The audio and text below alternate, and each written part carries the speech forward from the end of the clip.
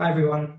Okay, so we're going to look at the GCSE topic today. This video is going to look at surds. We're going to also look at a similar idea in a couple of lessons' time, rationalising the denominator. Okay, so we're going to look at simplifying surds today, and we're going to just talk through what surds are. So surds are basically a number in a square root that can't sort of be tidied up too much more. So for example, if it's a square root of a square number, that can just be evaluated. So for example, if I had root 100, that is 10. So that can be evaluated. However, if I ask you to do the square root of 2, there is no nice, easy answer to that. That it's an irrational number.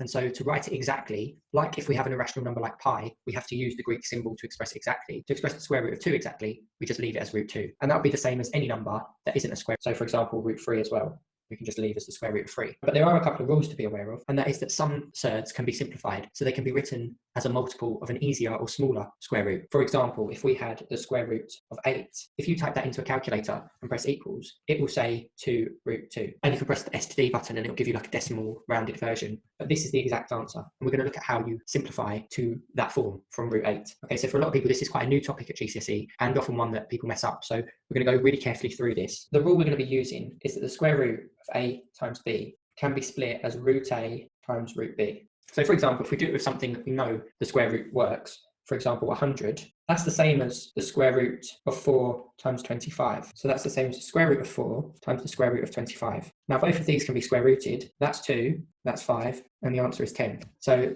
we can see that works. And we wouldn't really do that for something that we can obviously square root at the start. But if I go back to the example that we just said, root 8, that's the same as the square root of 4 times 2, which is equal to root 4 times root 2. This one can't be simplified, but this one can. So the square root of 4 is 2. So it's 2 lots of the square root of 2 is equal to the square root of 8. So I can actually root this bit. So what I'm doing when I simplify surds, I'm looking for factors of the number that are square numbers, so I can tidy that bit up. So because 4 was a square number, I could tidy it up. So the overall rule that we've got to be aware of is this one here. Just be aware that as a kind of separate thing, this is not a thing. This is not equal to root a plus root b. It works for multiplication, it doesn't work for addition. For example, the square root of 13 is not the same as the square root of 10 plus the square root of 3. That's not a thing. Okay, so the rule is that the multiplication is true, and likewise the same is true for division. So root a over root b is the same as root a divided by root b. So that is a thing as well. Right, let's look at some questions to simplify. Okay, so when simplifying surds and tidying up surds, we can treat them as if they're kind of algebraic almost, like x and y. So root 5 plus 2 root 5, that would be like 1 lot of x plus 2 lots of x. That would be the same as 3 root 5 plus root 45. Now root 45, remember, so this is really, it's really equal to 6. Okay, right, this one we can just expand the brackets as normal. And this can't be simplified any further. Okay, so to do this, root 75 is equal to, pick the biggest square number that goes into it. Next one.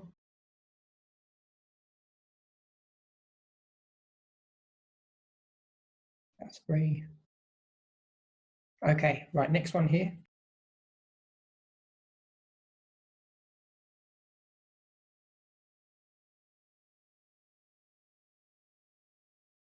This can be simplified, but this can't.